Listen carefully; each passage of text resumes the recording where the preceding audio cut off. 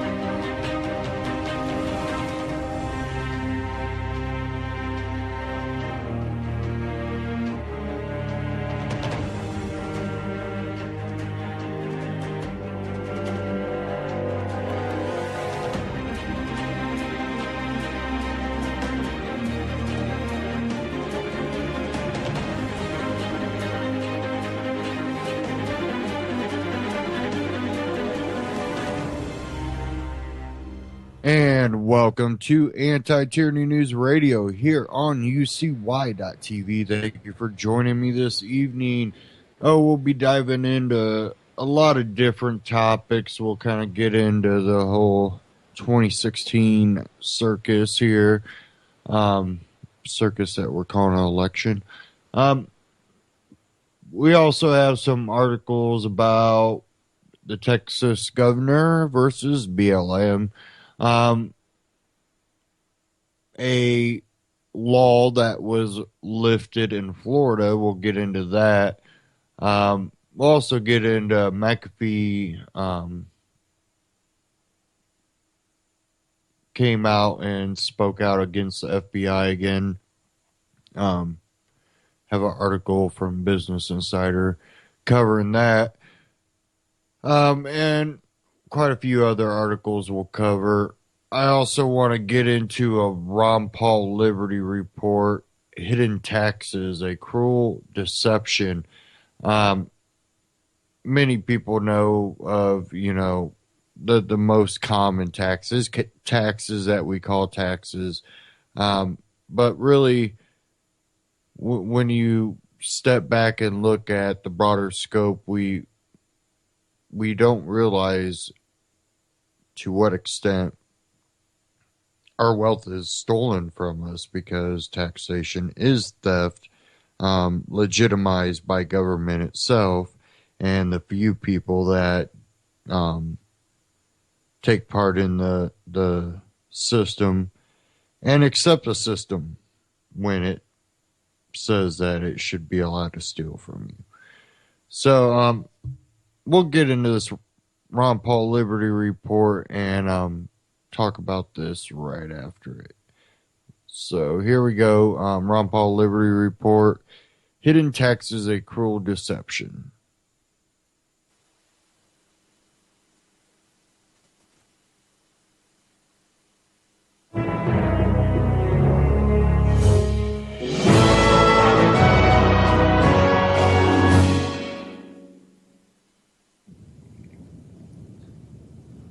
Hello, everybody, and thank you for tuning in to the Liberty Report. With me today is Daniel McAdams, the co-host. Daniel, good to see you. Good morning, Dr. Paul. Very good. We're going to talk about your favorite subject, since you enjoy paying your taxes. That's right. So patriotic. We want to talk about taxation in general. You know, why there are so many taxes, and try to get people to understand that there's a lot more to taxation than the income tax.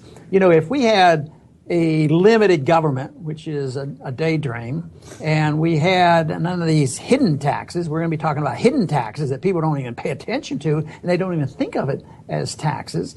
That maybe 1%, 2%, 3%, like they originally started. And they said that's all we need to run the government, which was a lie even back then.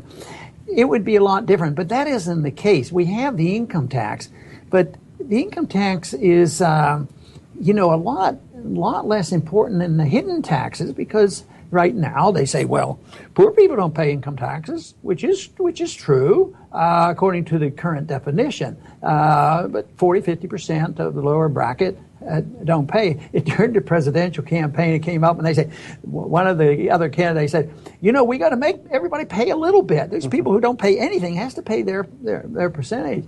And I said, well, we're halfway there. They didn't pay any taxes. I was all for that. But anyway, people do think about the income tax. The other day, we talked about tariffs. There was some confusions on some of our listeners about exactly what a tariff was. I call it a tax. And there's a lot of other things like this. So I want to just talk about that a little bit, and I'm sure you have some ideas about the best way to tax or not tax. But in the meantime, what I'm trying to do is get information out for people to see that the cost of government is much bigger. Even if they're not paying income taxes, they're paying the penalty of excessive government spending. It's like an iceberg, right? You see this tax, but you don't see all this stuff. Well, what are some of these things that you would call, quote, hidden taxes? Well, one of the big ones that I've talked about, and I've been able to bring it up frequently, is the inflation tax. And I remember bringing that up years and years ago, and even in the campaign, the presidential campaign, people said, "What are you talking about? The inflation tax?" And that was my answer. What is the most detrimental tax? And they're all detrimental, but I equate spending with taxes. That's really where the big tax is, just spending the money. But the inflation tax is the most deceitful and dishonest and penalizes the poor and the middle class the most. Because they come along and they say, well, we have to take care of the poor, and they have a moral justification, which I don't accept.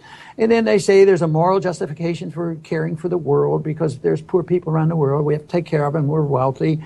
And there's a lot of political problems around the world, and we have to correct it, so therefore we have to be the policemen of the world. So we have all this moral justification, and the people don't pay a whole lot of attention, but their politicians are influenced and controlled by special interests, so they spend the money. And an ordinary community or an ordinary business or an ordinary person would have to quit spending because they'd run out of money. But not a government, especially if it's the government like ours that we have the authority to print the reserve currency of the world. So we run up the debt and we just print the money. We don't print money. That's a technicality. That's incorrect. They don't do too much of that. But they create computer entries for the tune of trillions of dollars just by clicking a computer. And that's so-called money. It's not wealth, but it's money. Now, what happens is when they do this to pay for government, which is benefiting special interests, when they spend the money, many times it's the corporate benefits that they get. When that money gets into circulation and spreads around, and it takes a while, 1, 2, 3, 4 years for this money to spread around. By the time the average person gets it, the cost of living goes up. Instead of it creating new wealth, like we're living in a circumstance like this now, we have no economic growth and they can't figure it out, but there's a lot of money. But prices are going up and they're going to go up a lot more. But who suffers the most? It's the middle class and the poor. When that happens, that is called a regressive tax. And the regressive tax means the poor suffer the most. So what we need to try to do is get people to understand that the cost of government is much more painful than they realize. It's not the amount of money that you pay on your income tax form at the end of the year. It seems to me one of the greatest inflation taxes would be our foreign policy and the empire. It's kind of ironic because you have the middle class, to a degree at least, by and large, supporting the idea of a strong military overseas, and yet how many trillions of dollars have we spent on the war on terror, and we keep getting more terror because of it. And they don't see the bill. They never get a check. They never get a bill in the mail for it. And this is held together because there's still trust in the dollar, but logic tells us that will come to an end. But something happened during World War II that helped to hide taxes and reassure the people their taxes aren't too high, and that is the principle of a withholding tax. So the businessman had been enslaved. If you don't withhold tax from your employee, you're in big trouble and you can go to prison for it. So they enslave us to keep the records, collect it for the government, and send it off. And 9 out of 10 average people right now that's working and having their wages, they don't look at their gross income. they look like, what's my check going to be? Yeah. And they have the deductions for Social Security and withholding taxes and all this.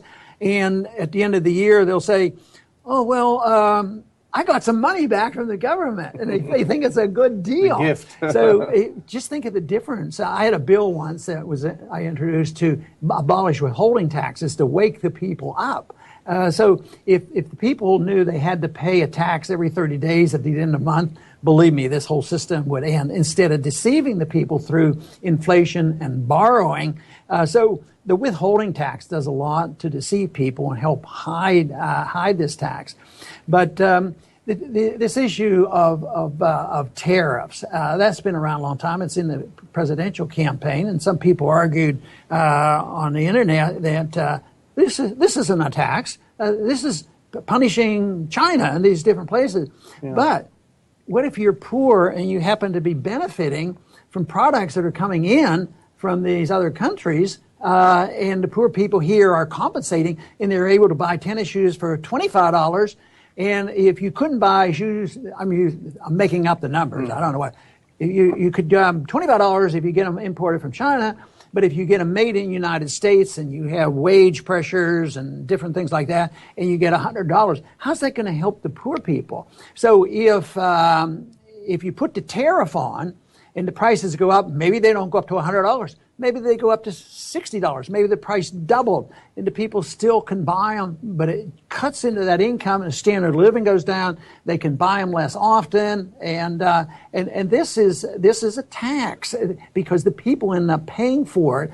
And technically, they'll say, well, no, it's not a tax. The candidates have their tax programs, and they never mention that they're going to tax the poor people. Well, that's part of the deception. That's tradition. You don't want to come up and say, I'm going to tax somebody, because you lose elections by doing that. What you do is you say, I'm going to spend something. That's what wins elections. I'm going to do this. I'm going to do this. I'm going to give you free medical care and free education and the whole works. So that's a better deal than talking about either direct taxes or hidden taxes. Yeah, I did notice that a lot of our viewers were having a bit of criticism over this idea that how can this be a tax, this tariff is, but they never see the other end of the other side of it, as you pointed out, not being able to afford a pair of tennis shoes. No, that is, I think, what they failed to do. But there's another tax that's very deceptive, and that's the Social Security tax, because once again it's regressive, which means the poor suffer more than the wealthy. If you could explain that a little more, that would be great. Yeah, the poor,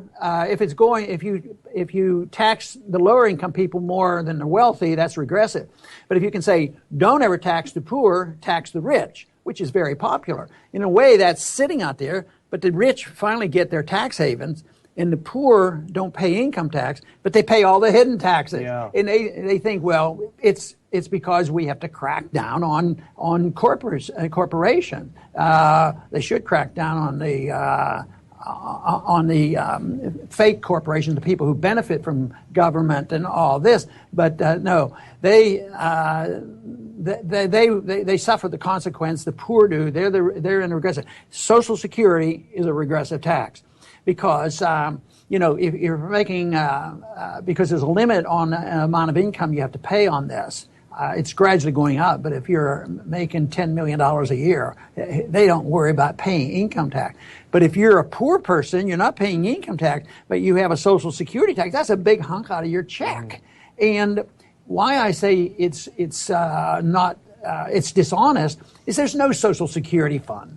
The fund goes all into the general fund, and it's all spent. It's not there. It's nothing like insurance. If it's an insurance policy, what you have left over goes to your beneficiary. There's no beneficiaries in Social Security. Mm-hmm. So it is a regressive tax. The poor pay it, and it's actually a redistribution of wealth, because the money leaves the poor people, and it comes out of the family, and the family doesn't they don't get anything back again.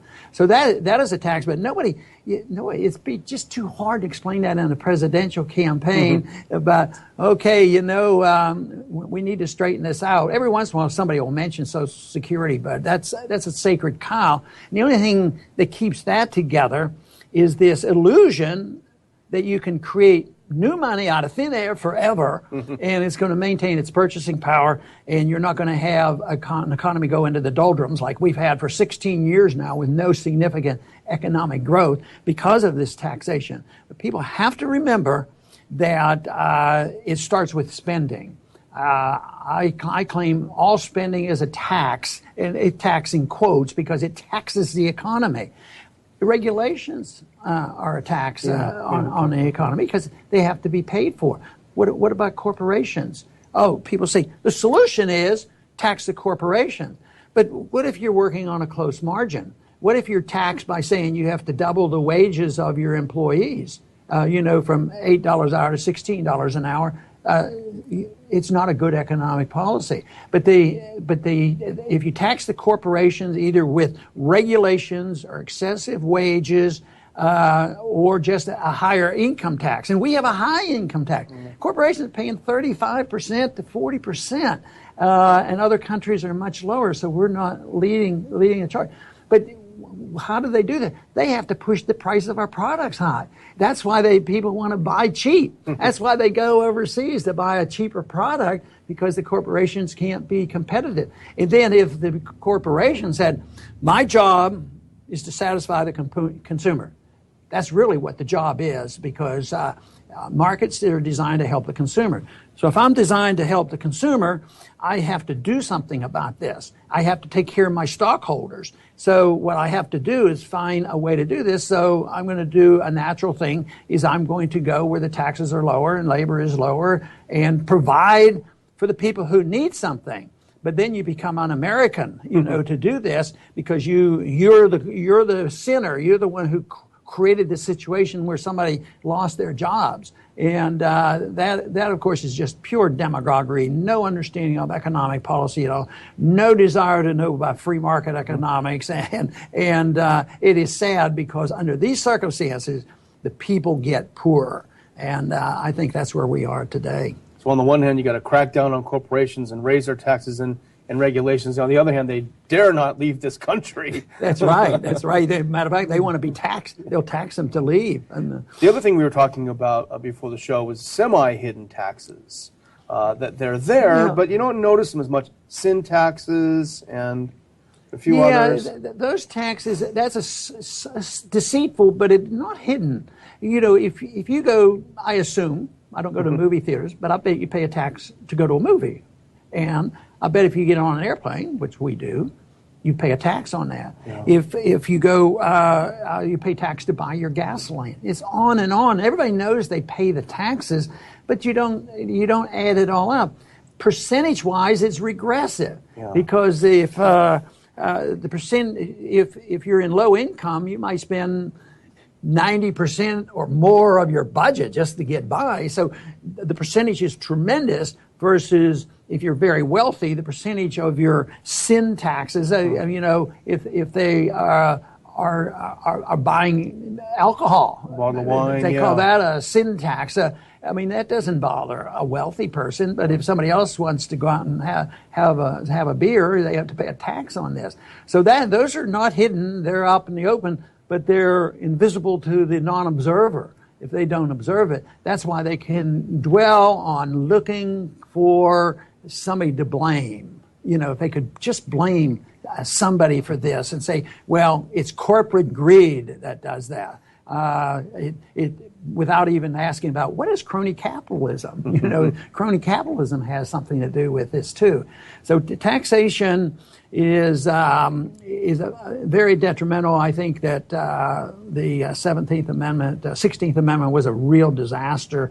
Legalizing the income tax, and of course some people still argue the way it's collected is totally unconstitutional. But 90% of what our government does, as far as I'm concerned, is unconstitutional. It's overextended domestically. It's overextended in our personal lives of spying on us. It's overextended in our economic lives. They know everything that we do. It's overextended in economic regulations that has driven us into a precarious situation where there's no economic growth. And it is driven with this system that we have into a foreign policy disaster, which does nothing more than create more enemies and costs a lot of money and serves the interests of the military industrial complex, the banking system, the whole mess. So I would say that what we need is a restraint on government spending, honest money, where you don't have to spend so much time on taxes. And the only conclusion I would have is, if you really want to know how much taxes you're paying, you have to look at the hidden taxes and the taxes that you forget about, and not be deceived into thinking, well, we can put taxes on people that are sending in imports here and it won't hurt the poor people. Believe me, all this hurts the poor. All that we do in Washington is regressive in the sense that the poor get poorer. And the answer to this, of course, is not too complicated. Why don't we try, at least make an effort to obey the Constitution, because the Constitution did give us guidelines to limiting the size and scope of government. That would be a long way in the direction of having a much better system. I want to thank everybody for tuning in today to the Liberty Report. Please come back soon. Ron Paul Liberty Report, Ron Paul Liberty Report on YouTube, and RonPaulLibertyReport.com. Check them out, subscribe. Now, there's a lot of different things that we're taxed on, and we just don't realize it because we're so used to it. When you go buy gas, because it's already in the price, you just don't think, taxed. Candy bar taxed. Soft drink taxed. Coffee taxed. Everything that you do is taxed, and then your income is taxed.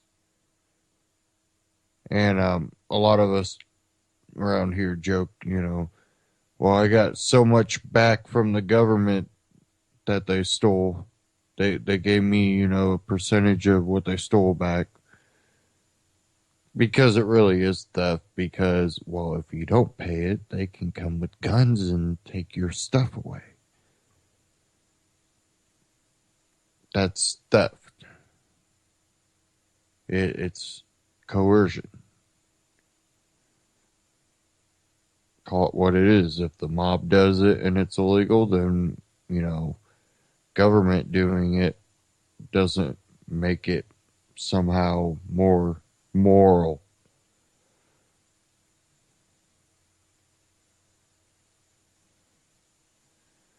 Okay. I did want to kind of cover a little bit of good news here.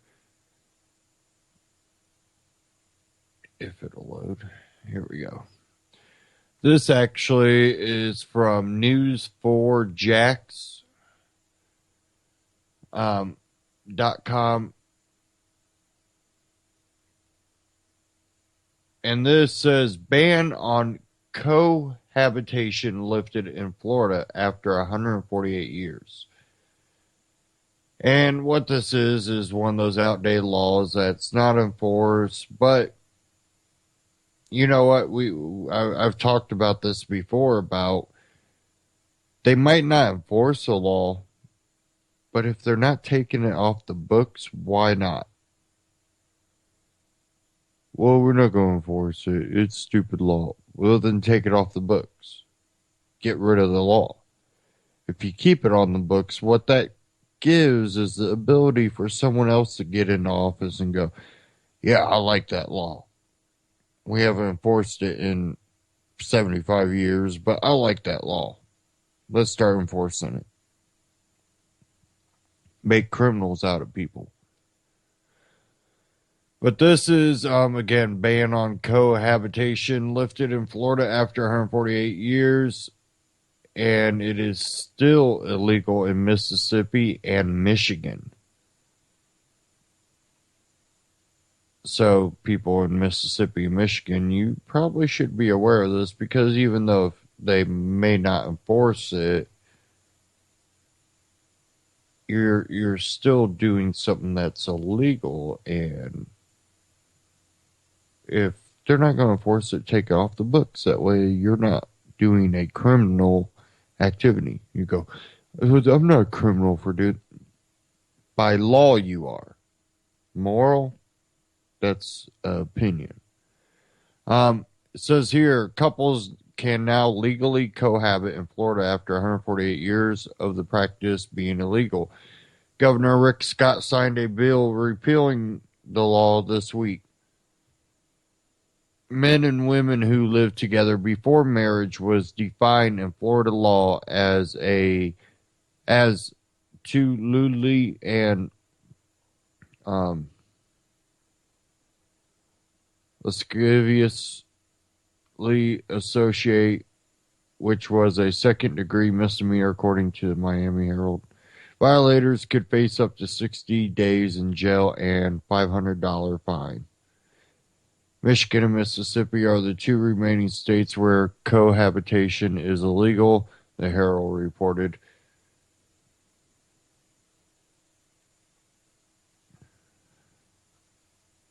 And I guess that's it. Browser's just acting slow for some reason. It shouldn't be.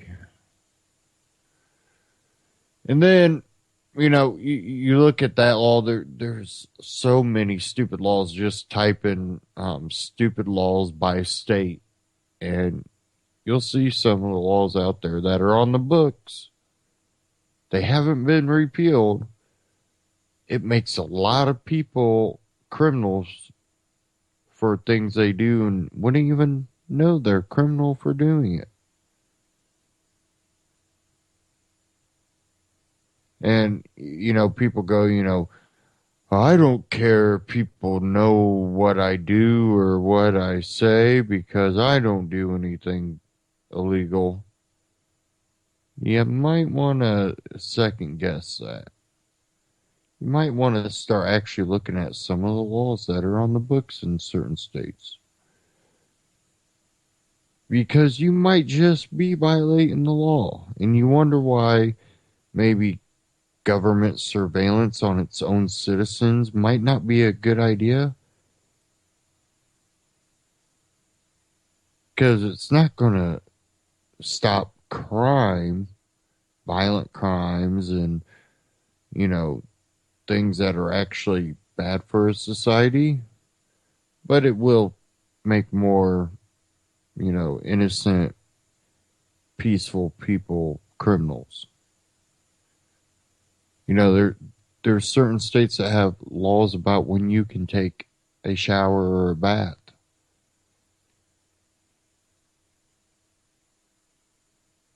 So, you have to look at things like that. Oh, BLM in the news again. Let me try to get to this original article. Probably gonna have to open this in a different browser here.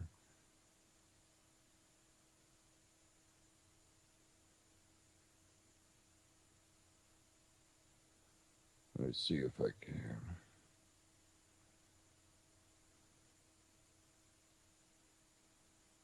This.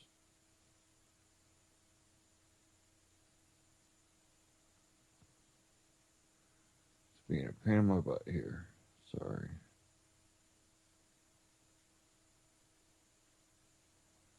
Okay.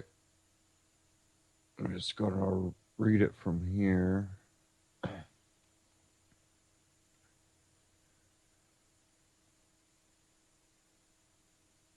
Says via Breitbart. In a letter to Bureau of Land Management, Director Neil Corns, Texas Governor Greg Abbott wrote, the BLM should demonstrate that the federal government still respects private property rights and end this unconscionable land grab. The letter was sent regarding the ongoing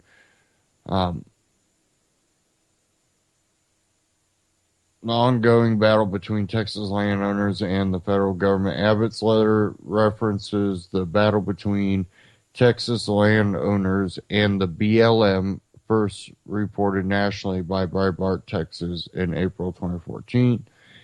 At that time, the Texas Attorney General Abbott told Breitbart, Texas in an exclusive interview, I am about ready to go to the Red River and raise a come and take it flag to tell the feds to stay out of Texas. Abbott sent a letter to Courts on April 22nd, detailing the concerns over actions taken by the BLM to swoop in and take land that has been owned and cultivated by Texas landowners for generations.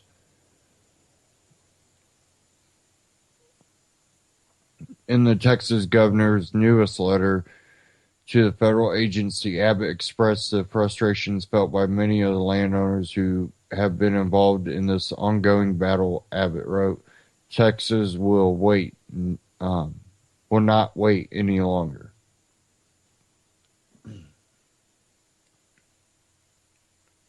The governor reminded courts on his previous letters on the issue. My fellow Texans and I are still waiting for an answer, Abbott wrote. The BLM has yet to identify what land the federal government newly claims as its own. The BLM has yet to identify the legal basis for that claim.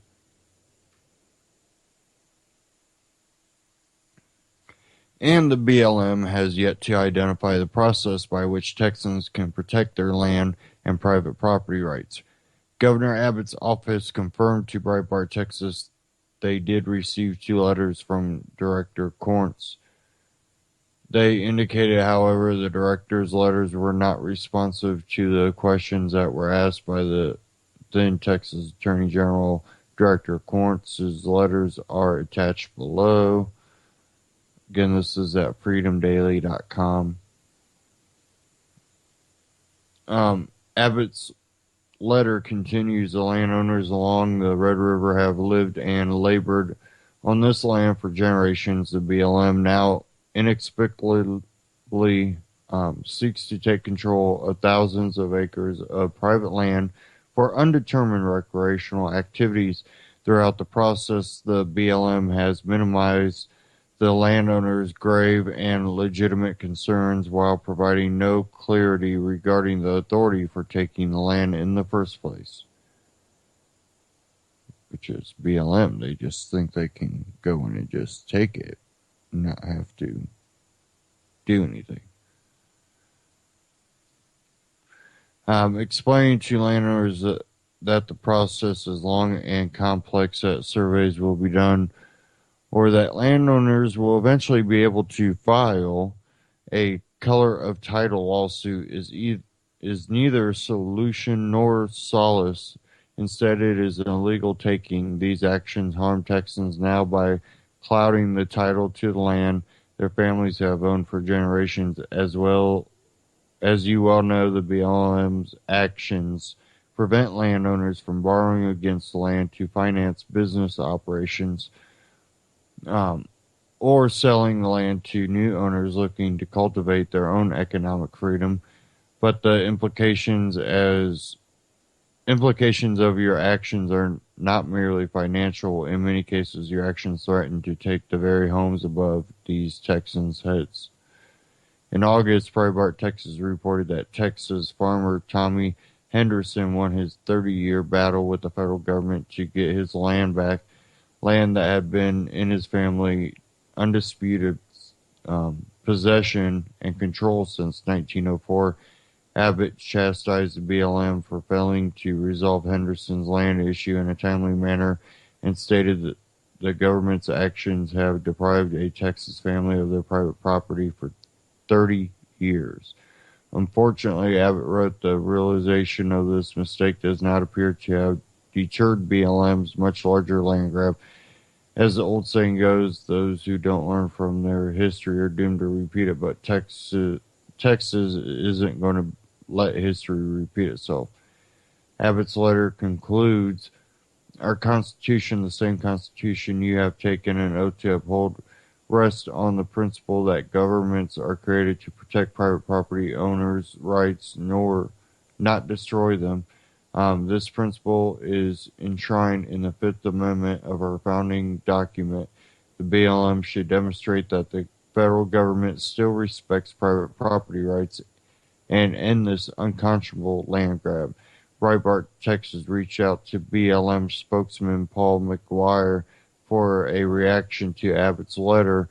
Our senior leadership is aware of government Abbott's letter, McGuire wrote in a response to Breitbart, Texas inquiry inquiry. We don't have a formal response at this time. Abbott's letter came shortly after Breitbart, Texas reported that the BLM was conducting a planning meeting in Fort Worth last week. The meeting was attended by members of the public affected by the land issue and other concerned members of the public. Congressman Representative Mac Thornberry's staff also attended. Thornberry had consistently taken a leadership role in this debate from the federal level. Meetings were also held in Oklahoma and Kansas. Officials in the Texas General Land Office said no one from their staff attended the Fort Worth meeting in response to a Breitbart, Texas inquiry in advance of the meeting. The recent alternatives meeting went well, McGuire told Breitbart, Texas in response to an inquiry on Friday. The one in Fort Worth featured considerable discussion and questions about the Red River. In all, very civil and informative discourse in my assessment. I believe members of the public left with a good understanding of what BLM is seeking in terms of their suggestions for the range of alternatives to be considered.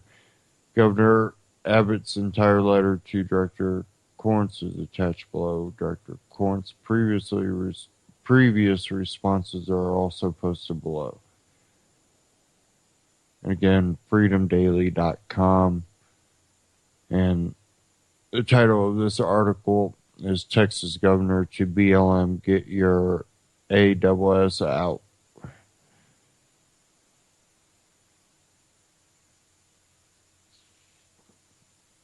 Now, will he stick with that? What will eventually happen? These meetings that are going on and them saying, well, we had discourse, but all went well. Meaning we're still going through with whatever we do. Now, I've seen this with land grabs by one of the cities here in Indiana where they constantly want to go annexing. And last time they did it, a whole township came out and was like, no, we don't want this at all. Don't want it. Still did it. They didn't care. Now they don't hold so public of meetings. They're public, but you don't hear a lot of discussion about the meetings anymore.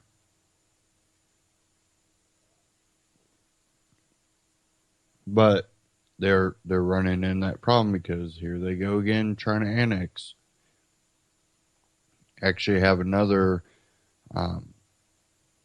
couple small towns that are incorporated as one,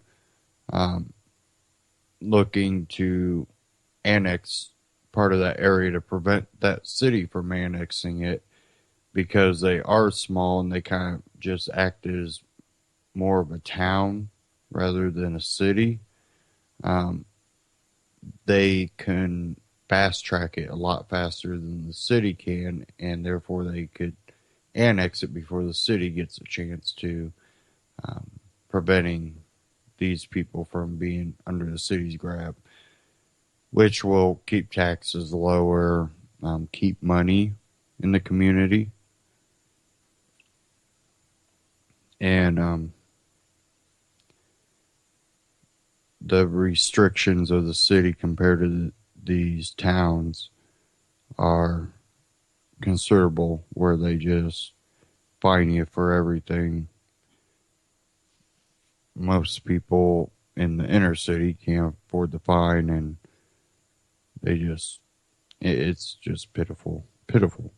Really is.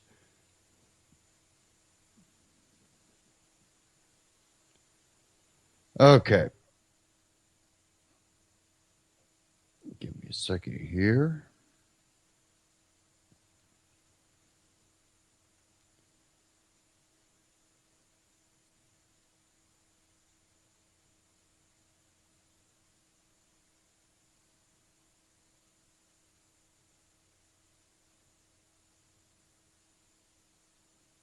Try to get this loaded up here.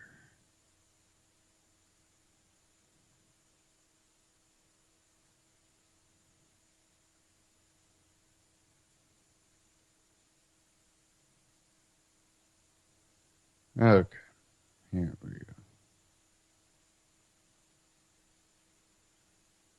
Okay, now we have this whole election thing going on, and I've seen a lot of people support Bernie and all that crap, and it just kind of like, are you paying attention? Are you really paying attention? And I wanted to play this video before I played the second video.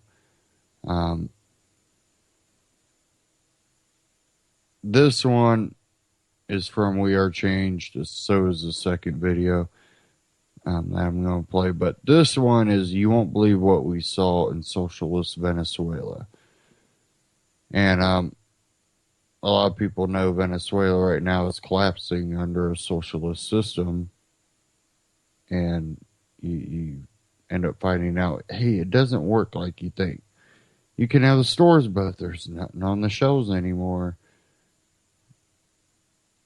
Yeah. Okay, here we go.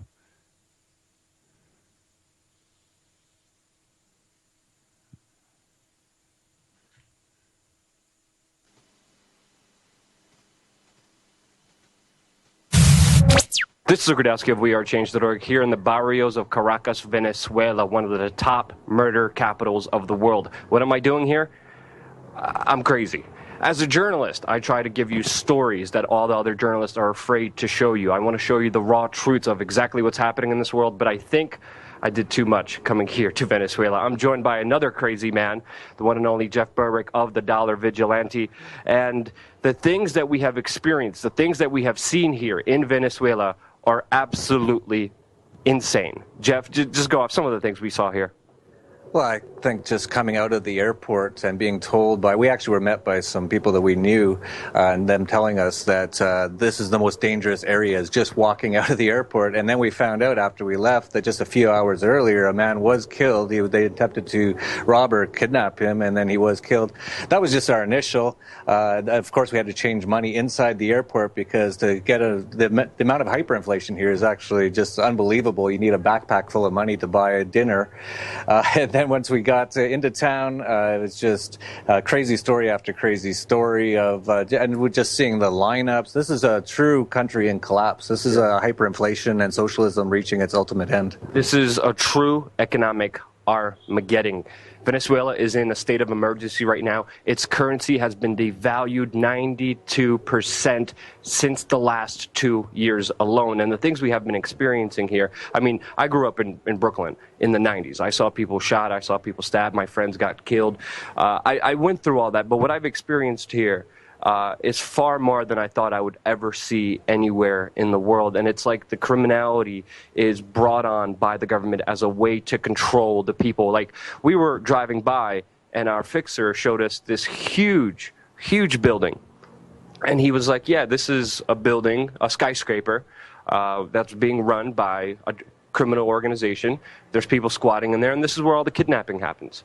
But you walk around town, and there's government-mandated signs saying gun-free zones everywhere you go, and no smoking signs. While there's massive, incredible crime, our fixer lost two of his best friends who were murdered on two separate incidences just 6 months ago alone. I mean, we were out just walking around last night. Just tell us, like, what was like that experience for you? It's the first time I've really seen anything like this. It's truly reaching the end of the socialism here, reaching its ultimate end that socialism always ends in. It's also reaching just the end of the currency, the hyperinflation, and I've heard it's hundreds of percent a month right now. And we went to some of the restaurants, and all the prices on the menu are in paper, and they like taped onto the menu because they have to change it every week, and sometimes even more than that. It's changing that fast. It's really like, it's interesting, and you brought up the gun-free zones. That's the most interesting part to me, is no one is allowed to have a gun, and this is the murder capital of the world. So we walk into the hotel at night, because we're a little crazy. We're told by everyone, don't go out, and we went out. There was no one anywhere. It was like a ghost town. And when we get back, the security guard is hiding behind a door because he doesn't have a gun, and the bad people all have guns. Yeah, security guards are not allowed to have guns here. There's gun-free zones everywhere, and criminality and murder and kidnapping is at a level that is extremely shocking. Our fixer has a huge medical kit with him in case me and Jeff get stabbed or shot here. We have tinted out windows so no one sees who we are. We always got to lock the door. Last night we were walking with a mutual Tinder match that we had, and we were walking just, from a car to another secure kind of castle club area behind. And as we're walking, she just sees a regular guy, and she's like, and she's running. And we're like, whoa, what the hell? Like, I'm just like mentally getting prepared for anything to happen. And it's just another guy walking down the street. We're driving around and it's totally, completely locked down. I mean, you're going to see some more footage on this YouTube channel as well as Jeff's YouTube channel. But like, no one out on the streets at all. I saw this one crazy 6'5", 350-pound dude who had his hands taped and he was just clenching his knuckles. Just one dude, and it was just like a scene out of The Purge, Anarchy, and it was literally like we're being like transported around. Like, okay, let's go quickly, here. Security guards everywhere. But of course, as you said, we're walking in the hotel room. The people working in the hotel are like in past 3 doors, right, through like a little doorway looking when we came in, and they barricaded the doors with the luggage carriers because like they're even afraid. That would stop anyone. So those luggage carriers that the valets have, they just put them all in front of the doors. Like, that should do it. Yeah. We walked in and they're like, just shockingly looked at us and then like quickly went back to their business, but they were behind like 3 other doors that they could easily lock and protect themselves in, which kind of gives me the idea that the government here kind of uses this criminality, uses this violence as a way to control the people. So people think we need more police, we need more government, and the criminals here are running around just doing whatever they want, kidnapping whoever they want, murdering whoever they want with pure impunity. Meanwhile, the government sends in their agents to every business, to every private place, to every public park to make sure that everyone has mandated signs that say no smoking, no guns, and you can't be racist. With 50 permits that a restaurant has to have, and they are spending their resources here in Venezuela to making sure that everything is socially acceptable, that people are not violating the gun-free zones, which are insane. I mean, talk about more about this kind of state that the people here in Venezuela, because we've seen everything here. Yeah, when you talk about the state of the people, it's just, you can just really see it, how it permeates in the whole culture. No one looks each other in the eye. No one's friendly. Even the waiter at a restaurant, and I don't know if that's cultural or not, but they're just not friendly at all. It's just, everyone is really in a bad mood here. You brought up the movie The Purge, Anarchy. I hate that title because true anarchy is just without a government, and we would have a much more peaceful and prosperous world. Really what it should be called is the purge statism at its worst, turned off at the worst moment. Yeah. And that's sort of what we're seeing here. And in actuality, for all those people who like Bernie Sanders as a one example, this is what he talks about. He talks about this is his country. This should be like the perfect place to show what he wants, because he wants extreme socialism. That's what they have here, and has caused so much poverty. We're sitting here in the barrios right now. He wants guns to be taken away. They've done that. How did that work out? And you can even just look at Chicago with their gun-free zones to see how that works out. And he wants to actually take control of the money supply and probably print a lot more money, and that'll turn into hyperinflation, which they have here. So this really is not that much different than what he's talking about. And I'm an anarchist, so I'm not saying Donald Trump's going to be a heck of a lot better. But for those people who do like Bernie Sanders, come to Venezuela, check it out. It's great. Yeah, so social planning at its best, with lines down the block for just basic necessities, line down the blocks for public transportation that is insufficient, and then a lot of people talk about the toilet paper with the government setting up a set price so poor people could afford toilet paper. There's no toilet paper in different stores. We were, obviously we didn't face that same amount of suffering as the average people here do, but we're trying to experience it as best as we can by giving you a full, raw, uncensored picture of everything that we are experiencing here. And it's also fair to mention that Venezuela is a petrostate. The United States and Saudi Arabia, overproducing oil, are now also destroying this economy. It's also fair to say that the United States sanctions here have not helped. It's also fair to say that with everything that has been happening with the U.S. aid also funding the groups here has not helped in any way, shape, or form. But overall, from my experiences here, this government here is run by criminals. This is a criminal state run by a few people, total mafia, and I mean, what else could we say? One other topic I wanted to bring up with Jeff is specifically he has a new video out that's getting a lot of hits on the internet, specifically dealing with the economic forecast of the United States. We could only pray that it doesn't get as bad as it is here in the United States. But just tell us about your new video. What are your predictions, and how has this kind of experience kind of added to the wealth of information that you do provide? Well, you brought up a great point that the problems here aren't solely just caused by things here in the country. A lot of them are. I'd say a good 80% are, but a lot of it is the world controllers, the financial elites. And we were at Bilderberg last year. They are planning a massive collapse of the entire global economy. I just put out a video on it. It's going really viral right now. Everyone should check it out. You'll have a link to it down below in your notes. But I'm expecting complete chaos, collapse, and crisis this year to happen this year by October of this year. Yeah. And a lot of people might say I'm crazy, but you know, Luke, and we've been to Bilderberg and all these things, there are people controlling these things. So they do want certain things to happen. And I say in the video that it's likely that they want to cause complete economic collapse, a lot like here in Venezuela. This might even be a test case. And then to bring in essentially what they have here in Venezuela all over the world, more gun laws, more rules, more regulations, military, martial law, all those sort of things, capital controls, travel controls, and then bring in a new one world government, one world currency by 2018 is my best guess.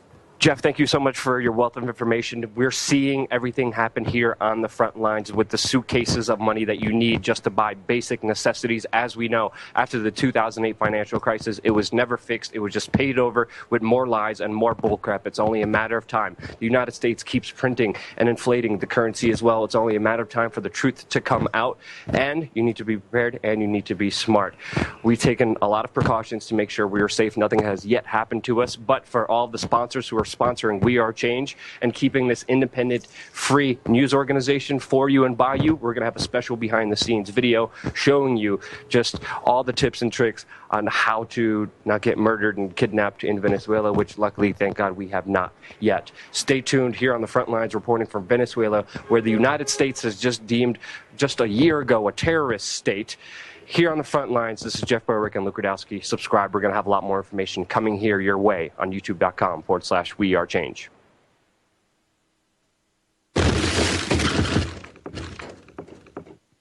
We Are Change on YouTube, wearechange.org. Go check them out. Subscribe on YouTube. Now, we're not there yet, but are we really that far away? If we get someone like Bernie Sanders, with what previous presidents have put in place, the precedents that previous presidents have set, it's something that could happen. And people have this utopia, and a lot of people, I remember used to claim, libertarians have this utopian view of a free society with no rules and everybody will just get along. Oh, absolutely not. That's not what libertarians think at all. The argument that libertarianism makes is the oppression of the state in response to bad people doing bad things does not make a better situation. If anything, it only compounds onto that situation. That is shown throughout history, through thousands of years. And when you allow it to continue to grow, it eventually becomes its own demise. But the problem is the people that end up getting hurt the most are generations of the poor, the people that don't have the opportunities that others do. And again, they play off of that and go, we'll give you all this stuff.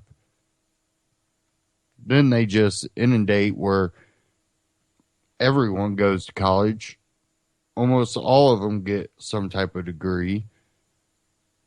Then they're working beside people that don't have a degree, that came straight out of high school into a job and worked their way up, except they don't have debt. They're not drowning in debt.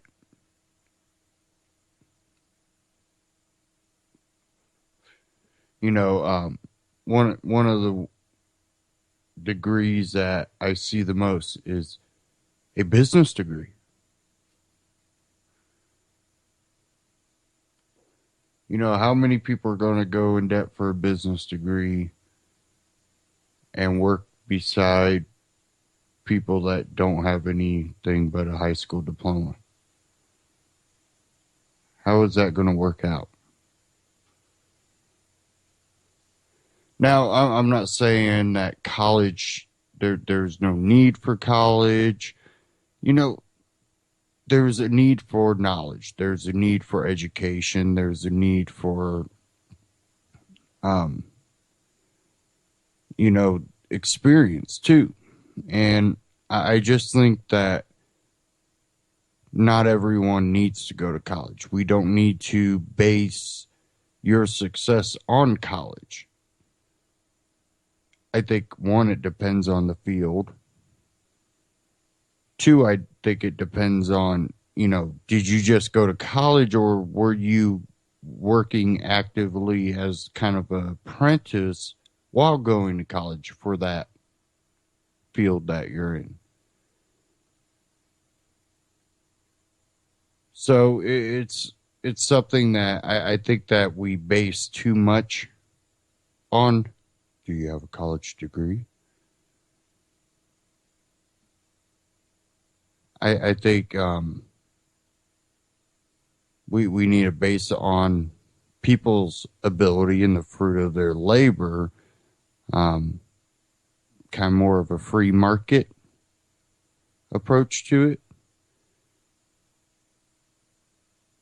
If I got someone that went to college and I got someone that worked for me and proved that they could get to that position, they both do a great job. Neither one's better than the other. I'm probably going to pay them both the same. I'm sorry that person had to go through college to learn it.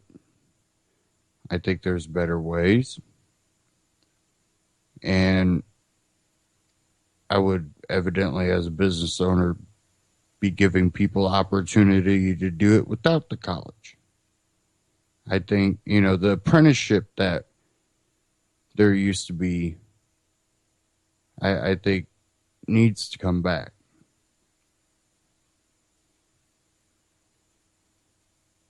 Because now we're just kind of relying on mindless jobs that are dying off. Frankly, they get to a point where if the job doesn't really take a lot of knowledge, let's see if we can get a robot that can do it. We don't need a person sitting in a chair putting connectors together when we can get a robot to put those connectors together and do it a lot faster and more uniform.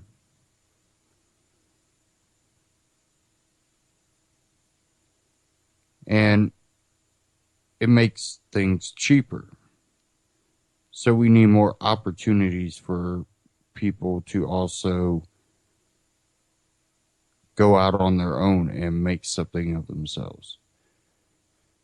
We have a lot of issues in society right now, definitely when it comes to our economy, whether it be our monetary policy, our education system, and our crony capitalism, corporatism, and government regulation. It's just a compounded issue. And you just don't find people talking about all the issues. They talk about a few of the issues and then talk about how they're going to use the other problems to solve those issues. It doesn't ever work. And I think Ron Paul was the last presidential candidate that was talking about it and talked about it for years. Now, we know government likes to force things on us. One being like, Obamacare and stuff like that. Well, a lot of you know about the controversial documentary that came out, Vaxxed. I have this from We Are Change, the vaccine whistleblower, where the mainstream media doesn't want you to know about. I want to go ahead and play this from We Are Change and kind of get into this. And it really goes back to more government control can lead to a lot bigger issues than, can you afford to buy nice things for your hard work? Your health can be affected by other people's decision on your health. So let's get into this. This is Zergadowski of We Are Change.org here at the premiere of Vax. We were joined by one of the main characters in the movie, Brian Hooker, who was a scientist who had many of his research published in international scientific journals. And the film, I have to say, was spectacular, was amazing, was definitely breathtaking. One of the best vaccine movies I have ever seen. One of the main kind of storylines that follows throughout the movie is the very fact of this whistleblower. Can you tell us about this whistleblower, his name, and how you got in contact with him? Well, the whistleblower's name is Dr. William Thompson. He's one of the lead researchers at the CDC. He's an epidemiologist, and he is still at the CDC. And oddly enough, when I first investigated the CDC, very soon after my own son's autism diagnosis, and when we suspected it was vaccine injury, I started to look at the CDC's research. One of the people that they put me in contact with, this was back in 2002, was William Thompson. And he did not really like me much at all. But and so it took him about 2 years, but he was able to get the CDC to one of the attorneys to write a letter to tell me to stop contacting, essentially stop bugging the CDC. Well, out of the blue in 2013, I get a call from William Thompson. And he's very different than he was when I had originally reached out to him. And now he wanted to share as much information as he could possibly share. He wanted to talk about my own family situation. He felt very, very badly for my son. And then all of a sudden he started disclosing this information, that the CDC had essentially committed fraud. And so we probably had over 40 phone conversations.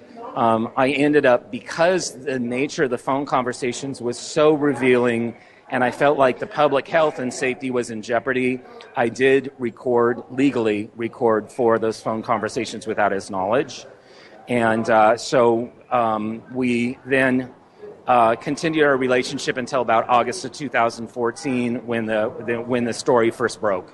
Now, the information that you guys published in this movie was extremely revealing. I mean, it showed how the CDC whitewashed, covered up, lied. Actual findings showing how autism was directly linked with the MRI vaccine. Incredible information. Can you just go into some of the details of just some of the documents that are most astounding in this case? Well, the thing that was most astounding to me was the study that the CDC commenced was it actually, this was when they were looking at the relationship between MMR timing, the timing of the MMR vaccine versus autism incidence. And they were clearly finding that children that got the MMR later in life were having less of a risk of autism. And children that were getting the MMR on time, the CDC recommendation at the time was between 12 and 15 months of age. And children that were receiving the MMR on time were showing, in general, much higher risk of autism. But then when they drilled down in specific population, they were seeing this relationship in African Americans. And I was astounded that they would choose to cover up a relationship in a specific underserved racial group. I mean, that was just beyond the pale. And as Dr. Thompson related to me, his own supervisor, who was one of the people that said, look, we need to get rid of all this information, we need to dump it in a trash can, you can't save the information, was an African American female herself, another researcher, but she was basically betraying her own race.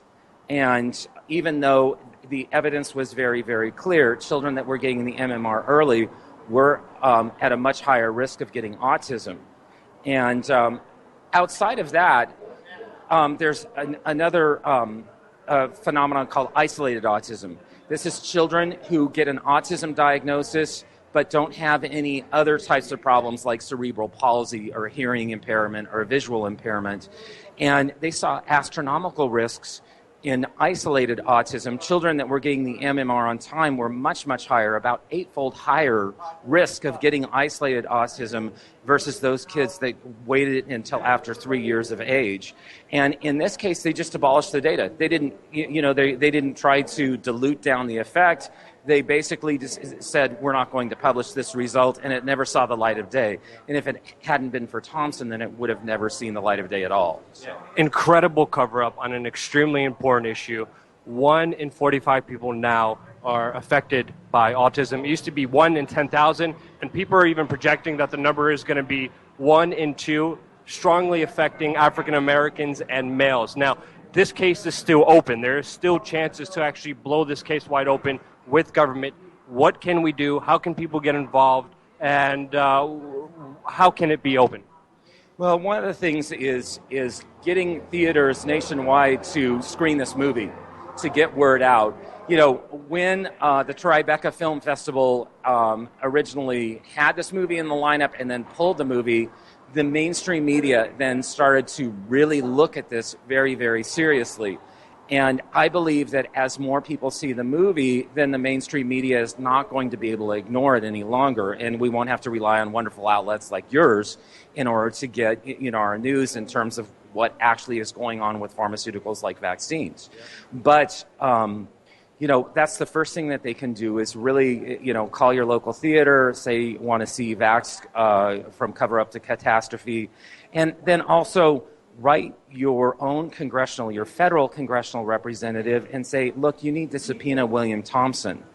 As the story unfolds, tell him the story that the movie tells.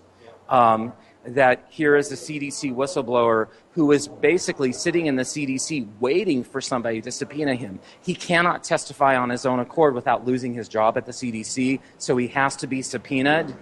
And we want to put as much pressure on congressional officials to make sure that this has happened, and they have open hearings on, the effects of vaccines and what that is doing, especially in light of the autism epidemic.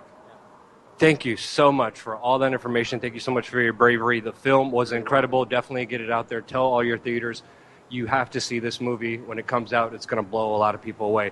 The pharmaceutical industrial complex is a powerful force to be reckoned with. Thank you so much for standing up against it, and you have to watch this movie.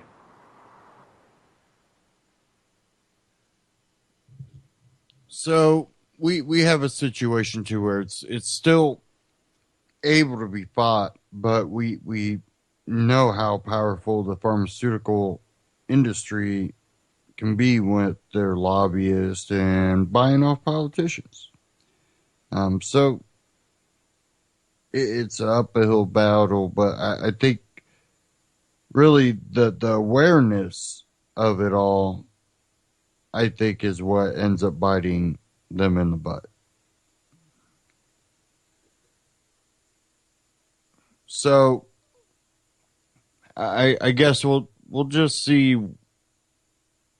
how much of a fight gets put up against this.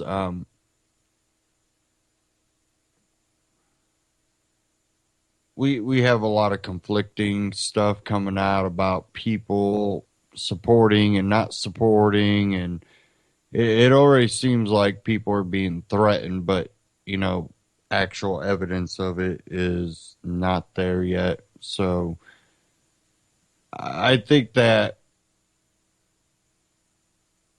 people are going to basically stand up against it. And it's not that there isn't true science behind, immunization, but what many believe is going on behind the vaccinations is there being more risk than reported, a lot of cover up. You just heard one of the whistleblowers right there. And really, families' futures put at risk. Do you realize that if they're putting vaccinations that in certain type of people it targets the child and could cause autism,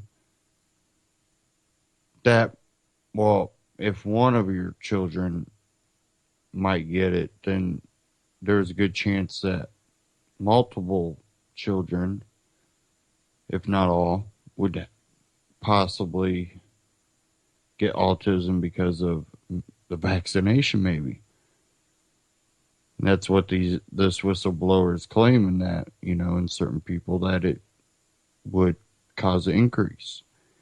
And, well, you could literally wipe out bloodlines. So it kind of becomes more targeted in a way. Don't know if that's just, we're going to keep pushing this because, well, yeah, it might hurt certain people, but we think it'll do better.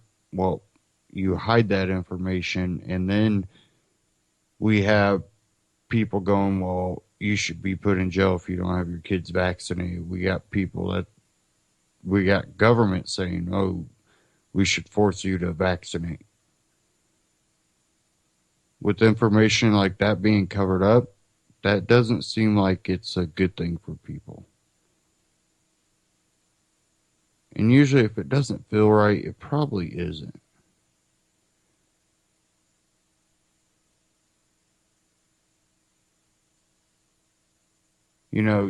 Your health should be something that you educate yourself on, and there's mixed information out there, of course, and you gotta make a intelligent decision on what choices you're gonna make. And no one's perfect. Some people are gonna make wrong decisions. We all make wrong decisions. There's probably things that we do that we think are good for us, and really they might not be bad for us, but they're not really any beneficial. How many things come out? Oh, there was something the other day about veggie chips. So you go across my news feed.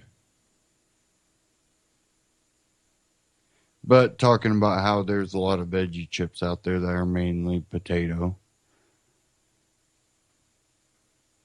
I think it's something about powdered onion and powdered bell pepper or something like that. I don't know. But basically, not really veggie chips.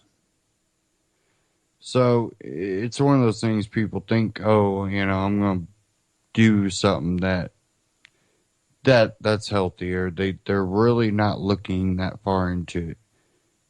Looking at the ingredients is key. What's first on the ingredients is probably going to be your prime ingredients.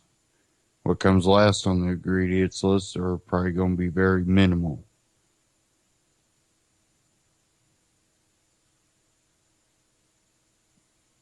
It's a choice you have to make to educate yourself too. So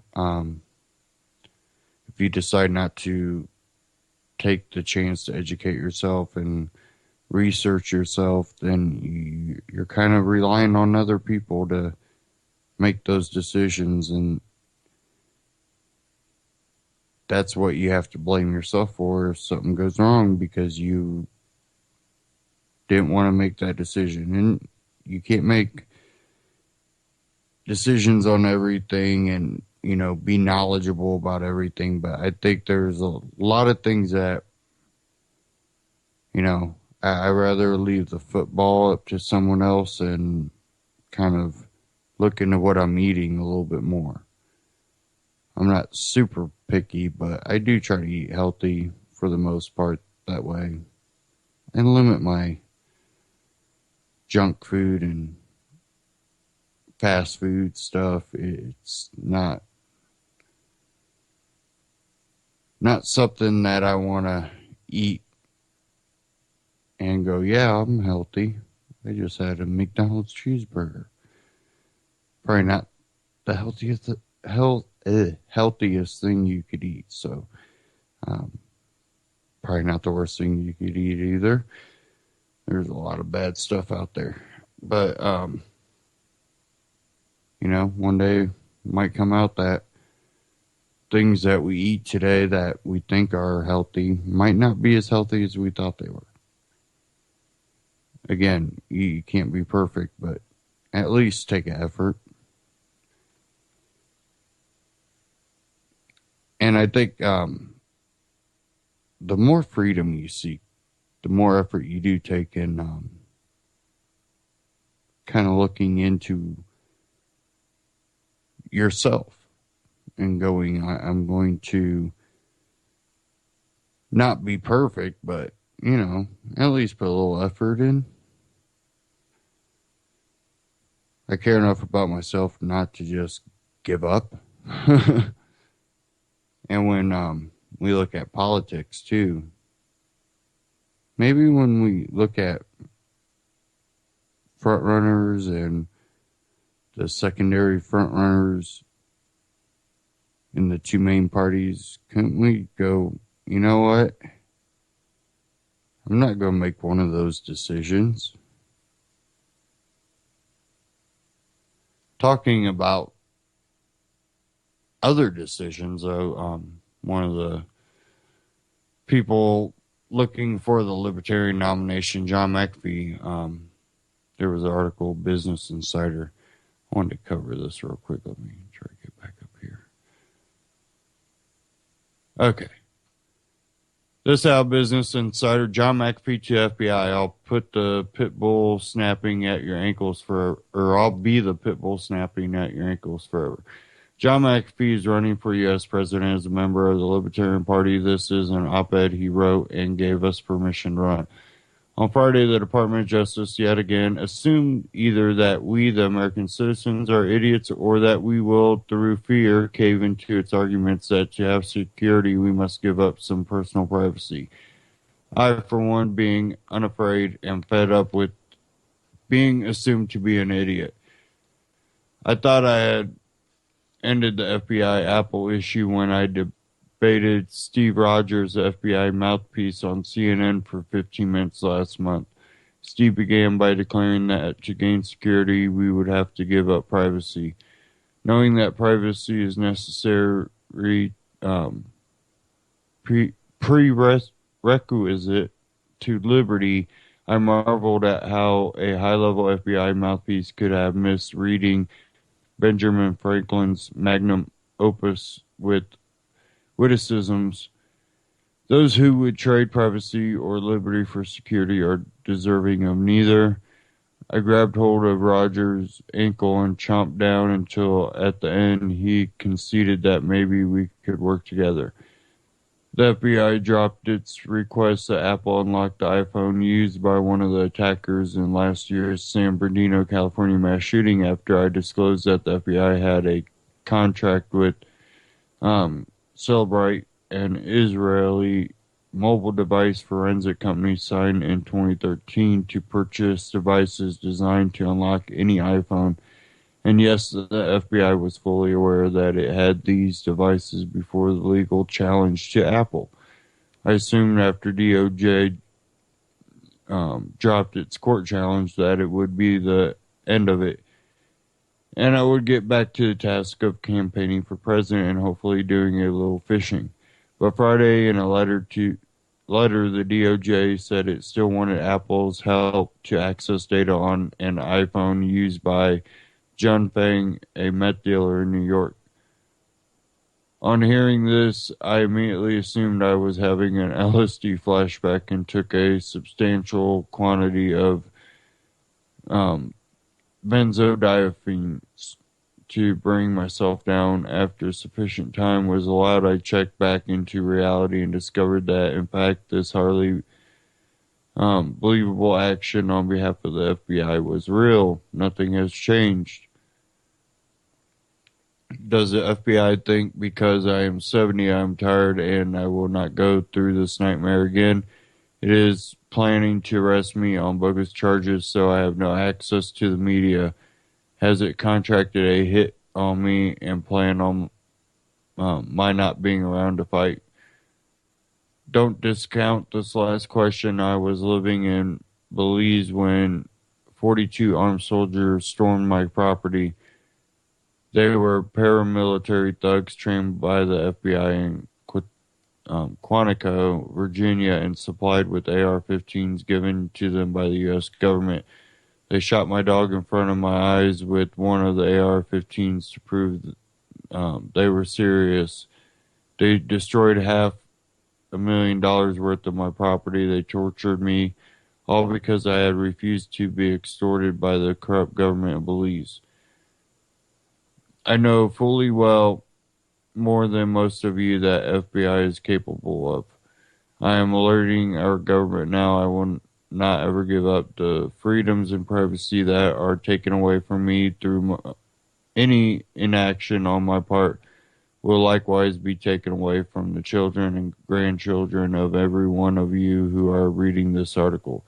You don't have the right to take away privacy and freedom from our children, but by not standing up with me, you're doing just that. I will fight the authoritarianism that is growing within our government to my dying day, which I believe gets closer the more I speak out, alone if necessary.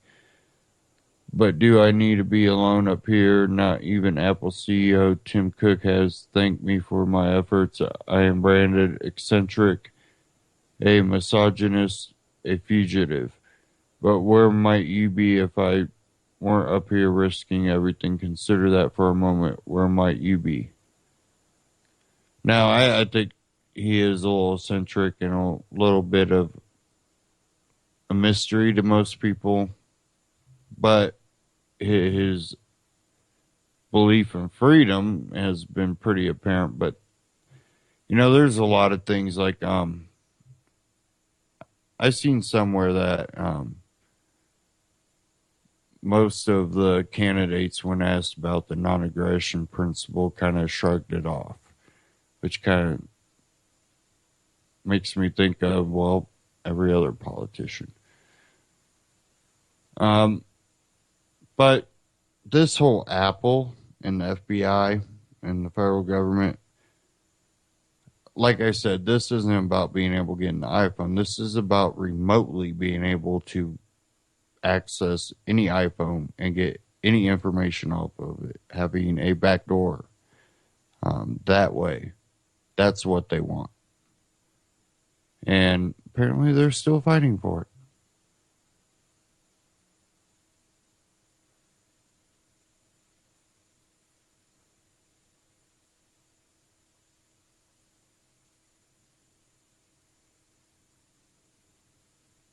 Okay, give me a second here.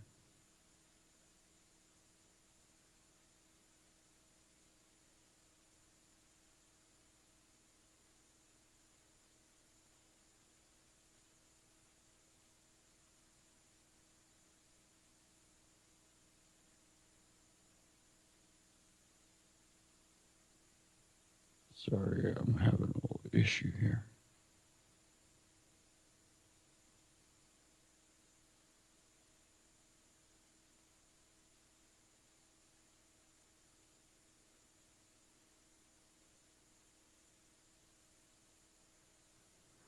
Okay. Now, like I said, I'm not a Trump supporter. I don't like any of the Republican candidates, any of the Democratic candidates. Very, not really a supporter of any of the third party candidates. Really, I think the whole election this year is a joke. It really is. It's just they're not even trying anymore. They really aren't.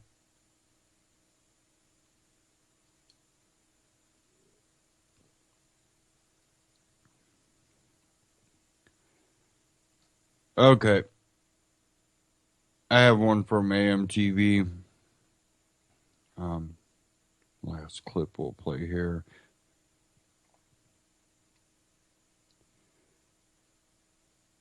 This says Donald Trump loses presidency, but wins big in 2016. This out of AMTV, Christopher Green. Let's go ahead and play this. Again, not a Donald Trump supporter, but I kind of bounce around, play a little bit of everything from a little bit of all the candidates. You look at things that Bernie Sanders brings up, he brings up legitimate things, but problem is what he labels it to go along with his ideology. Many of the candidates bring up legitimate things, including Donald Trump, but I don't think they're going to, or he's not going to. I don't really know at this point. I still think that there's more to this than what we're seeing. But we'll see at the end of this. But this one from AMTV again, Christopher Green. Donald Trump loses presidency but wins big in 2016.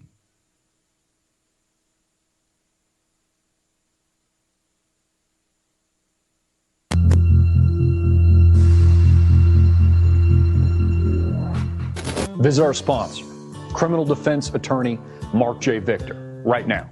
That's Mark J. Victor, the attorney for freedom. Visit today at attorneyforfreedom.com and request a Freedom Essentials Kit.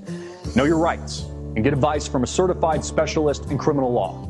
Watch Mark's Top 5 Things Every Gun Owner Needs to Know video and How to Survive a Traffic Stop, along with the inside scoop on DUI laws, the drug war, gun rights, and what we can do to ensure a more free and open society.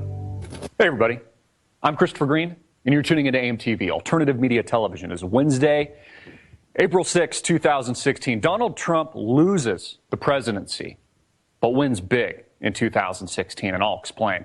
I'm sorry, I got to call a duck a duck. He loses. He doesn't win. And I put out a video that was pretty groundbreaking at the time, talks about this, how Donald Trump is likely to get the GOP nod. I think it'll be a fight to the finish line between him and Cruz. There'll be a lot of fanfare. It'll be a media circus. But ultimately, he'll become the nominee. We'll see how this plays out with the delegate count, etc. But that he loses by a gnat's ass to Hillary Rodham Clinton. And the reason is, it's been the plan from the get-go. The elites know this.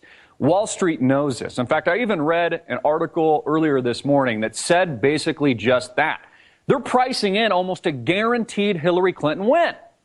Now, obviously, she secures a lot of financing from Wall Street, millions and millions of dollars. Everybody knows this but the American people for some reason. And again, none of this is meant to sound defeatist. I hope I'm wrong. I hope that Donald Trump, and I support Donald Trump, I hope he becomes president in 2016. But I'm smart enough to understand that the whole system is rigged against us. The system doesn't work. America has been hijacked. That's the point here. The right-left paradigm is full of shit. It's a bullshit system. So although we've got outsiders, quote unquote, like Bernie Sanders, and outsiders like Donald Trump, quote unquote, it's great. It's a catharsis. It's a political vacuum that's harnessing all this anger because the people are pissed off, but that's all it's doing. It doesn't accomplish a darn thing. And I'm sorry to say that.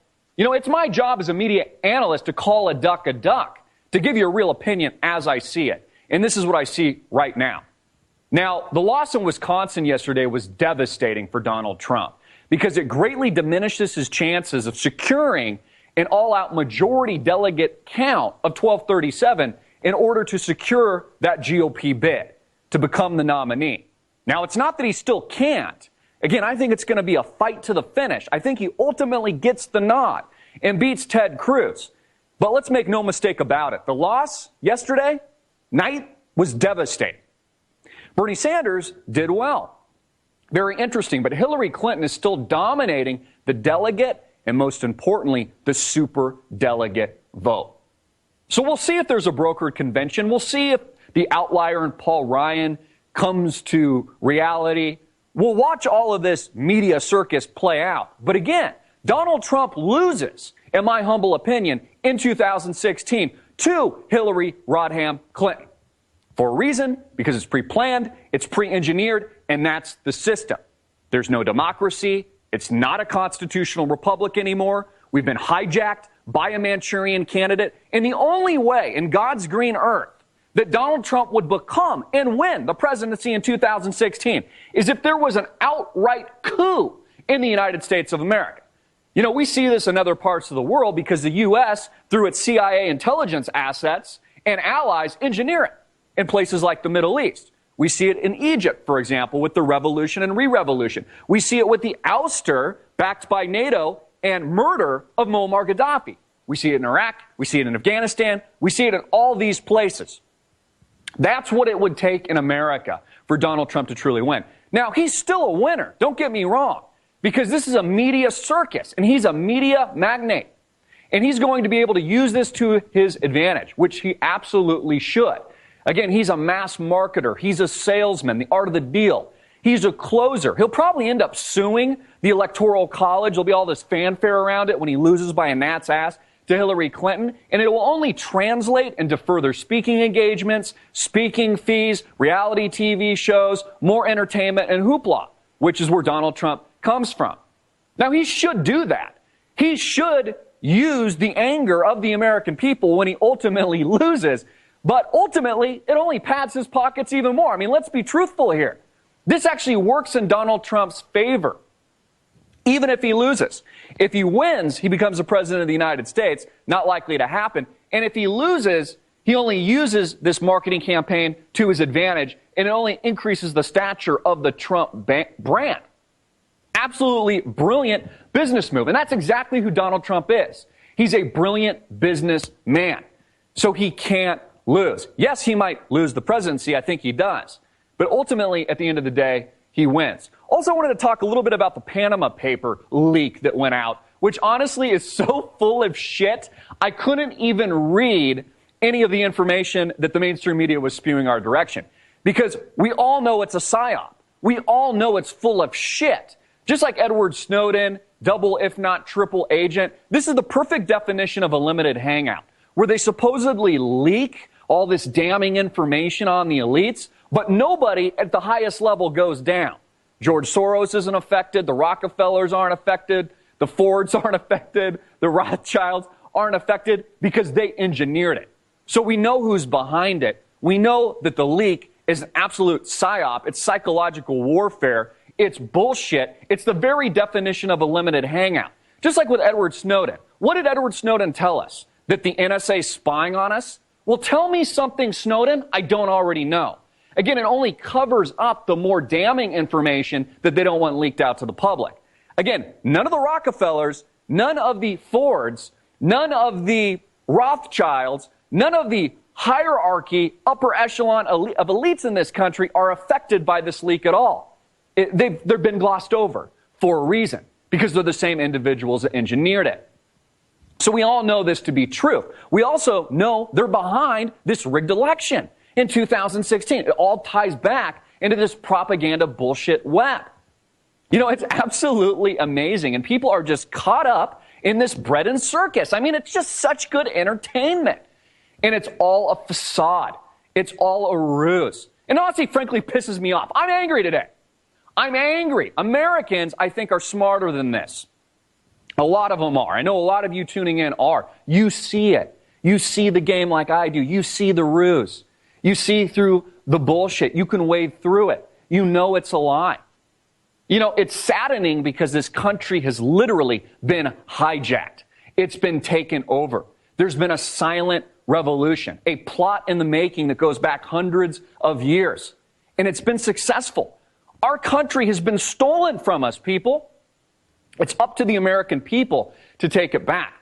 So we should harness the anger of this political vacuum. We should harness the anger when Trump inevitably loses because it's already rigged. We should use it, but the people need to use it.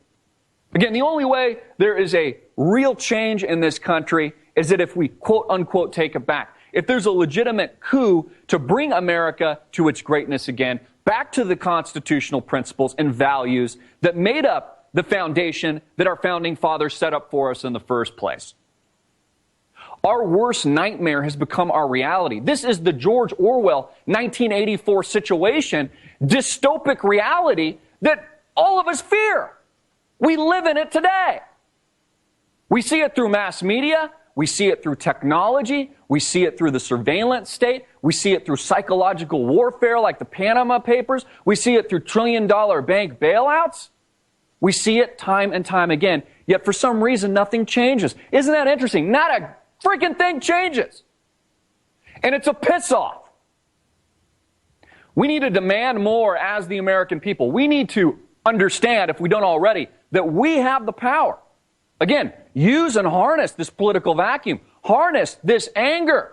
Trump should sue the Electoral College, should sue everybody to oblivion if this election is thrown the other way, so it can install Hillary Clinton, or if he's bypassed by the chosen one in the name of Paul Ryan, who isn't even friggin' running for president, but the GOP establishment, because they want to work against Trump, are going to frickin' install somebody else. Big money politics. The 0.00001%. The Rothschilds, the Carnegies. All these high-level families that own this country. This country has owners. That's the truth. That's the reality. George Carlin knew this intimately. He used to broadcast this brilliantly through his comedic art, but he was really a politician and a media commentator. Brilliant. Did it through the art of comedy. That's how he got that message out. Again, we the people have the power. This is our country. These people are political servants. Donald Trump's a political servant. I hope he knows that. I think he does.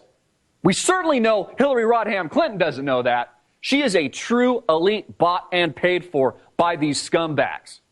Again, takes millions and millions of dollars from Wall Street, fossil fuel companies, even though she'll deny it, say that she doesn't, even though we know that she does.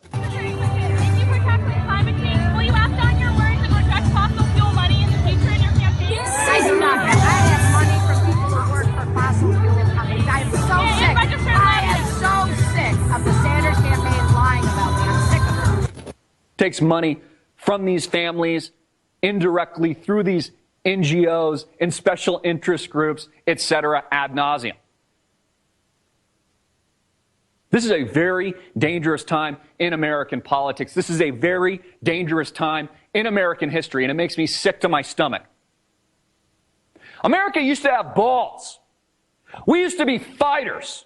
We used to harness anger in this country and use it to our advantage. We used to stand up with brawn and physicality. We do none of that anymore. We're wussies. We're weak. We let the state just kind of overrule us. Because it's powerful. This mind control, this psychological warfare, the media, the establishment is powerful. Look how they even altered Ted Cruz's appearance in the last couple of days. Anybody notice that during his town hall? Prior to this Wisconsin primary, they altered his appearance. They changed his makeup situation. He had like a different shirt on. He looked more pleasant. He actually looked better. But they literally altered his appearance, for crying out loud. It's breathtaking. It's sick. Politics is sick. A lot of people ask themselves, why would they even get involved in politics? Why would you even want to be a part of it? I mean, not only do you need $1 billion+ like Trump, because if you don't have any money, you can't possibly run for political office, but why would you even want to do it? I think Trump's actually in it for the right reasons. One of the reasons why I support him. Yes, he's got an ego. Yes, he's rich. But I actually think he wants to change this country back and put it back to its greatness again. Make America great again. I really believe that. When America dominated that geopolitical landscape, we're weak now. We're getting owned. We're getting destroyed by the rising East. We're getting worked over by Vladimir Putin. We're getting bitch slapped by China through trade deals and all these things that we've been talking about in a public forum. Through our political correctness society. For a reason. It's sad. It's disheartening. It's scary to see the situation and to see where we're at in America today. Hopefully there's an epiphany at some point. We have that 1776 moment in our minds. We realize the truth. I think a lot of us do here. I'm preaching to the choir. More Americans need to wake up. Share this video everywhere. Make it viral. Have them watch this video now. So as all of this unfolds, they see it was all predictable. Go back to our thousands of videos that we've posted through the years, through your gracious support. The wars that we talked about before they even happened in places like Syria. The mass surveillance state. The power that makes up the divide and conquer strategy of the mainstream media through race relations and all these things that we've seen in recent years. Again, for a reason. This is so powerful. People need to understand it. They need to understand how modern society works. And technology, although it's being used against us, is actually probably arguably our greatest asset. To share truth, to share information, all through the power of a mouse click. You have the power to do that right now. Share this video. Share the truth. Share all of our videos. Get it out everywhere. Make it viral. Christopher Green, AM TV on YouTube, also amtvmedia.com. Check them out. Subscribe. Again, I'm not a Trump supporter. I think, I do think that he is a nationalist. I think he does want America to be great. That's because I believe he feels very, very, very comfortable here in America and doesn't want it to fall. But he's an authoritarian nationalist, and that's his demeanor at least comes off to be egotistical in the way he would be an authoritarian, which I completely disagree with. So that's one of the reasons why I don't support him.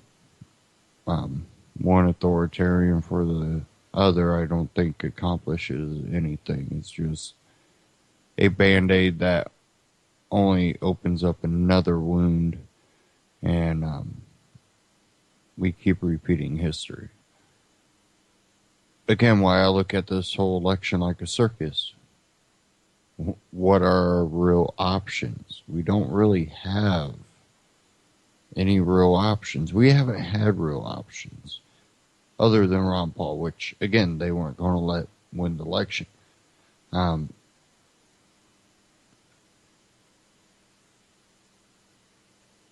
There's no way that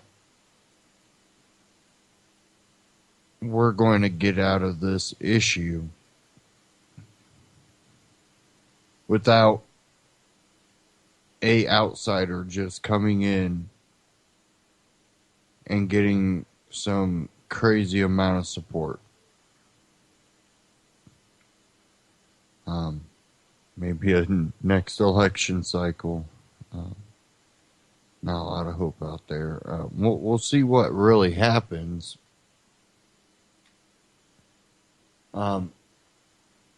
You got third party this election actually doing pretty decent when it comes to people looking towards the Libertarian Party, which kind of surprised me, even though I know that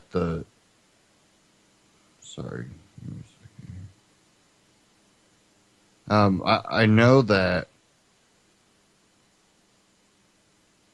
there's a growing movement towards more freedom and all that, but it seems like we still don't have a lot of people really opening up, because you see people that were Ron Paul supporters supporting Bernie or Trump. You see people that were maybe a Libertarian Party supporters, but, oh, we'll go for Donald Trump. We're settling. And I just don't believe in settling. I think it never does what you hope it'll do. I think you end up fighting the battle just down the road a little bit farther.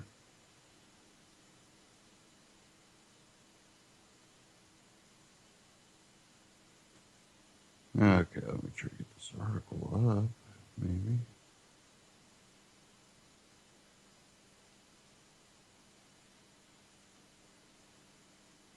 Come on.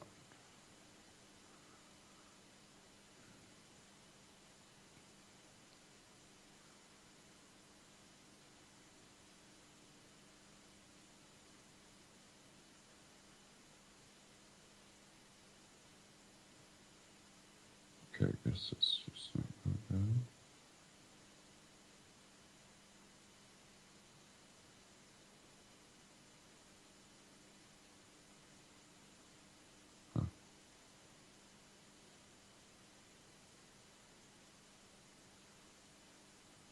Guess not.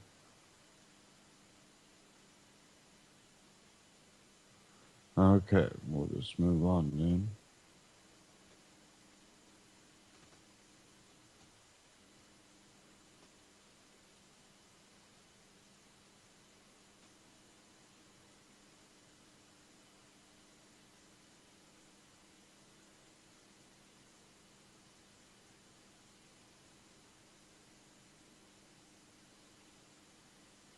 Okay.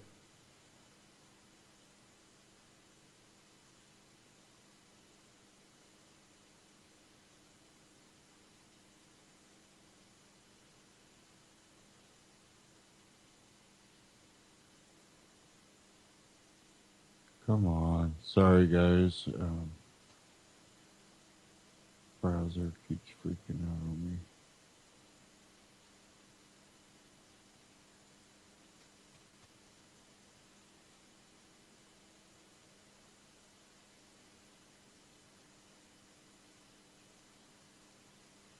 Okay.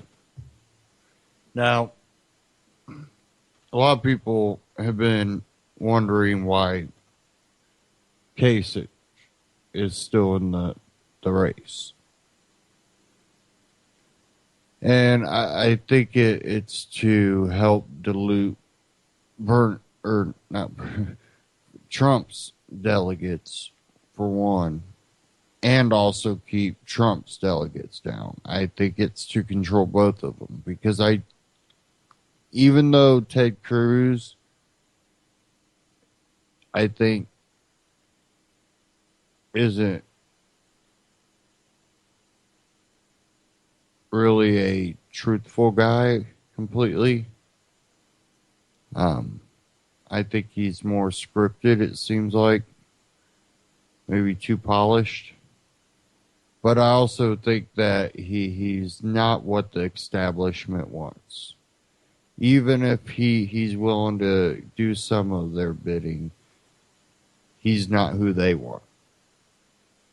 Paul Ryan, possibility. Ted Cruz hasn't put in his time for the establishment to trust him.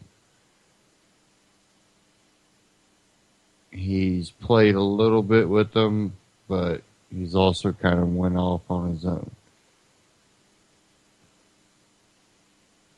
I think that was a political move. Kind of so he could run for president. But again, I don't think that he's what they're looking for. So I think that's why Kasich is in. But InfoWars here. Former NSA Snoophead endorses Kasich for president.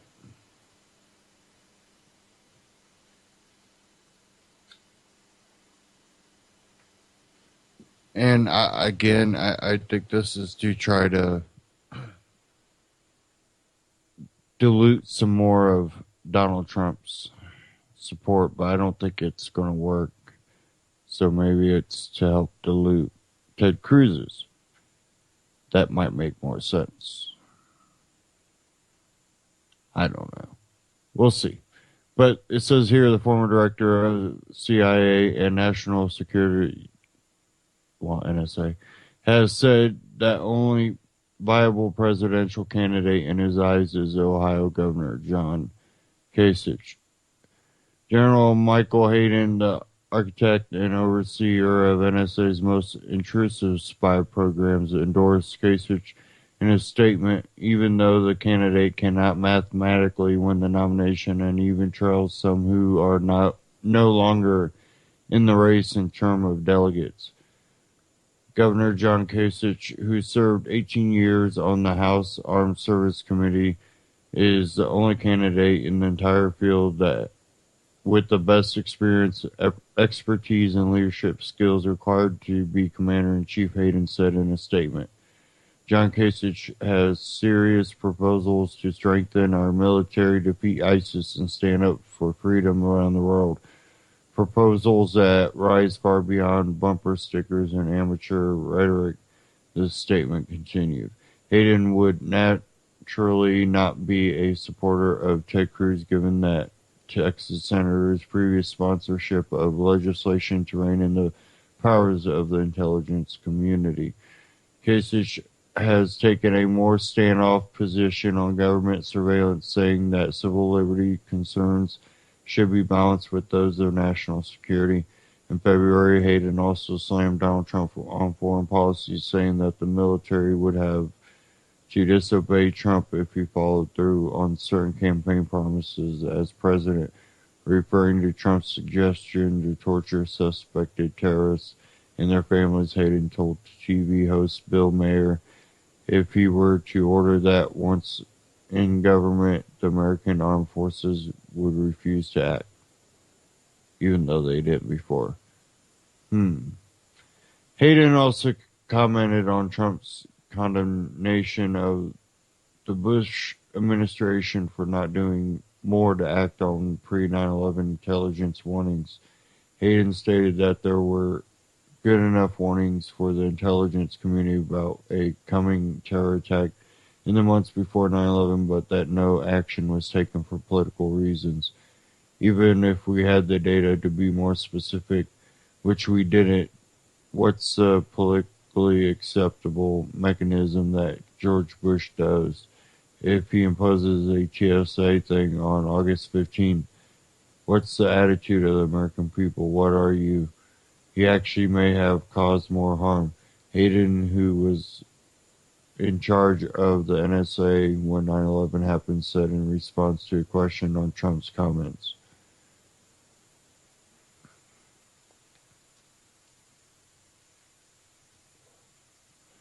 Basically what Hayden's saying, well, what if he did? You know, he could cause more harm. So it's good that they didn't act on intelligence.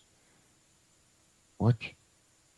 That makes no sense unless you're trying to grow the scope of government, which Hayden wants. Which Kasich always kind of plays with the elite on both sides of the aisle when it comes to taking your freedoms away. Remember, he kind of helped with the Clinton assault rifle ban. So think about that. Just think about that. But of course, why would he do it? Well, it's to dilute someone's delegates. They want to put someone like Paul Ryan in. So someone said that they thought they seen Paul Ryan ad for president. I'm thinking, what? he's not announcing, and I'm thinking, oh, it could be a super PAC trying to push Paul Ryan before he would actually be announced as running.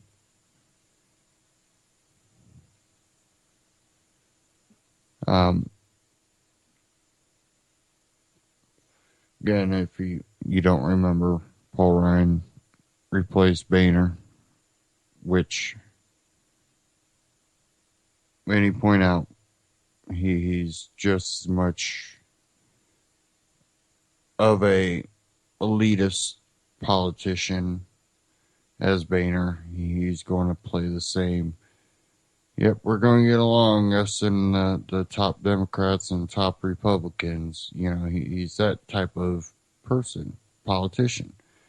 A lot of what he's been behind is things most people that think about freedom, free markets, liberty, don't support these things. Gang of Eight, you know, all this stuff. Rubio, you think about all these people that are party line elitist type politicians. They're puppets. They want to be a part of the club. And a lot of them are pretty good at it. And we keep electing these type people, and it just amazes me. But again, the youth is also manipulated a lot and brainwashed, so we have a lot of youth that come up, and it's not until they get older that they go, this is all crap anyways. Many of the older people I meet anymore kind of look at the elections like crap. They don't even go out and vote anymore. Not all of them. There's a few that they just go and vote just to say they voted. That's just almost a routine that they've done it so many years that they can't stop. Others go, that's too much energy. It's just a waste of time anyways. So, you know, either way, it's not really I love these politicians. It's just, That's really how I look at this whole election. I'm kind of with George Carlin on this one. Again, a great comedian and told the truth. Oh, we're at the end of the broadcast, and I don't want you guys to forget to go check out ucy.tv. Check out all the other great broadcasts on the network. And if you scroll down towards the bottom, there's an Amazon button. Click that button, takes you to Amazon store, and get the same great prices, same great shipping deals. And at the same time, UCY gets a little kickback to help cover operating costs. It's essential that, you know, we get your support. That's what keeps us on the air and keeps this network broadcasting when we know mainstream media is just another mouthpiece for political and government needs. So when you look at all the pop news all morning and you want some real news, you know that UCY is broadcasting. Always check us out. And you can also get us on the TuneIn app if you download the TuneIn app on your smartphone and search for UCY TV. Thank y'all.